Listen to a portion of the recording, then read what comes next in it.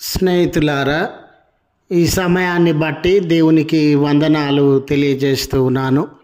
ప్రేమపూర్వకముగా మిమ్మల్ని అందరినీ వాక్య ధ్యానంలోనికి ఆహ్వానిస్తూ ఉన్నాను.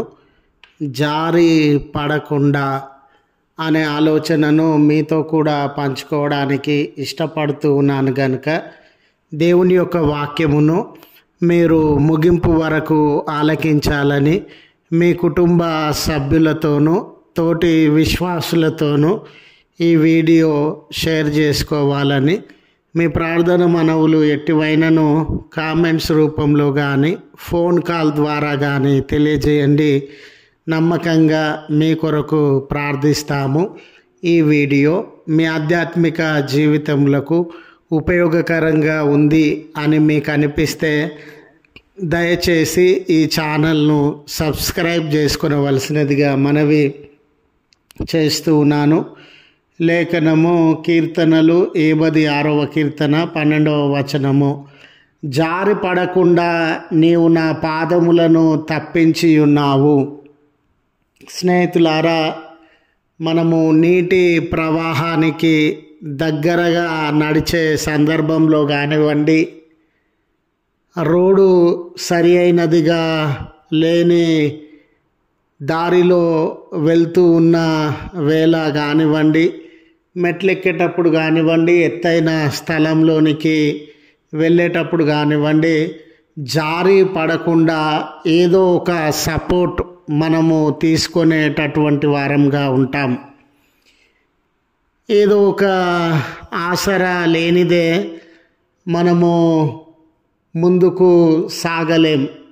ఏ ఆసరా లేకుండా, ఏ సపోర్ట్ లేకుండా అనానుకూల పరిస్థితుల మధ్య నడిస్తే జారి పడిపోయే ప్రమాదము ఉండింది గనుక ఆసరా సపోర్టు వెతుక్కున్న తర్వాతనే మనము అనానుకూల పరిస్థితులలో నడవడానికి సిద్ధపడతాం.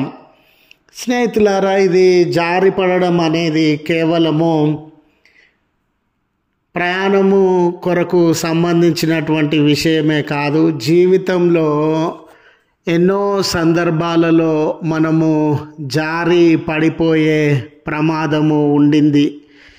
జీవితంలో ఎన్నో సవాళ్ళు, ఎన్నో వ్యతిరేకతలు, మనమంటే గిట్టనటువంటి వారు, ఉద్యోగము, కుటుంబము, అప్పగింపబడినటువంటి బాధ్యతలు, విలువలతో కూడినటువంటి జీవితాన్ని జీవించాల్సినటువంటి బాధ్యత, ప్రతి విషయంలో కూడా మనము ఏదో ఒక ఆటంకాన్ని బట్టి, ఏదో ఒక శోధనను బట్టి, ఎవరో ఒకరి వ్యతిరేకతలను బట్టి జారి పడేటటువంటి ప్రమాదము ఉండింది. అయితే జీవితం అనే ఈ ప్రయాణంలో కూడా మనము జారి పడిపోకుండా, పతనము కాకుండా ఎవరు నీతో ఆసరాగా నిలువబడగలరు? ఎవరు నీకు సపోర్టుగా నిలువబడి ఈ జీవితం అనే ప్రయాణంలో పడకుండా ముందుకు నడిపించగలరు అనే ప్రశ్న ఎదురైనప్పుడు, నిజమే, ఈ విషయంలో నేను జారి పడిపోయాను, ఈ విషయంలో ముందుకు వెళ్ళలేక పడిపోయాను, ఈ విషయంలో సాధించలేక పడిపోయాను అని ఎన్నో విషయాలలో జారిపోయినటువంటి సందర్భంలో జీవం కలిగినటువంటి దేవుడు నీ ఆపదను చూచి, నీ కన్నీళ్లను చూచి, నీ జీవితంలో సంభవించినటువంటి నిరాశ నిస్పృహలను చూచి, నువ్వు ఎదుర్కొంటూ ఉన్నటువంటి వ్యతిరేకతలను, ఆటంకములను చూచి ఆయన నీకిచ్చుచూ ఉన్నటువంటి వాగ్దానం ఏమిటంటే, ఆయన జారి పడిపోకుండా నీకు సపోర్ట్ చేసేటటువంటి దేవుడు.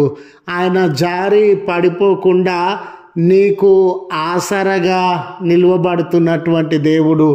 ఈ 86వ కీర్తనను మనము గమనించినప్పుడు స్నేహితులారా, దావీదు జీవితంలో ఆయన వ్యక్తిగత జీవితంలో కానివ్వండి, శత్రువుల మధ్య కానివ్వండి, ఎన్నో అవమానాలు, ఎన్నో నిందలు, ఎన్నో ఆయాసకరమైన పరిస్థితులు, ఎన్నో బలహీనతలు, ఎన్నో పోరాటములు, ఎన్నో సవాళ్ళు, ఎన్నో శోధనలు, ఎన్నో హింసలు స్నేహితుడా ఆయన జీవితంలో సంభవించినటువంటి వేళ దేవుడే నేను జారి పడిపోకుండా నాకు ఆసరగా నిలవబడినటువంటి దేవుడే నేను జారి పడిపోకుండా ఆయన నన్ను సపోర్ట్ చేసినటువంటి దేవుడు అని ఈ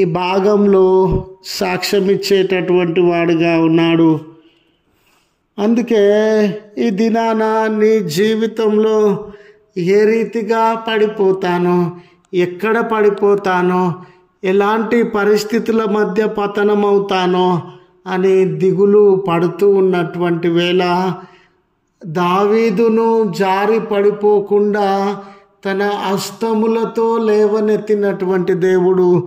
స్నేహితుడా, నీవును జారి పడిపోకుండా ఆయన హస్తములతో నిన్ను ఎత్తి పట్టుకొనగలిగినటువంటి వాడు.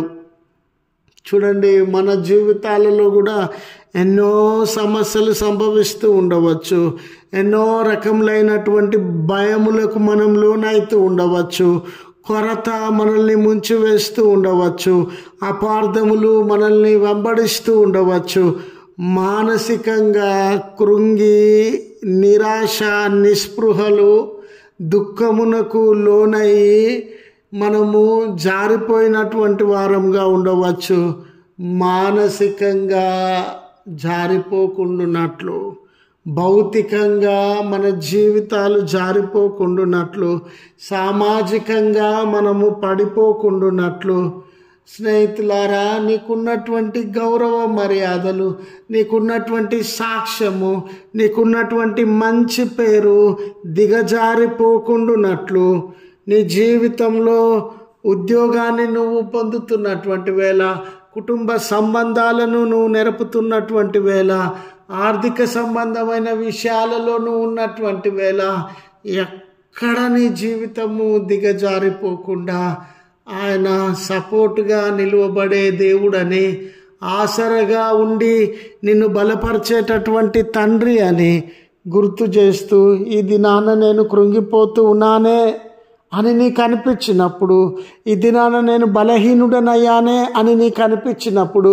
ఈ దినాన నా పక్షాన ఎవరు లేరే అని నీకు అనిపించినప్పుడు, దేవా నాకు ఆసరగా ఉండండి అయ్యా, జారిపోకుండా నన్ను బలపరచండి అయ్యా, నన్ను సపోర్ట్ చేయండి అయ్యా అని దేవుని వైపు మీరు తేరి చూడాలని మనవి చేయించు ఈ మాటలను ముగిస్తూ ఉన్నాను.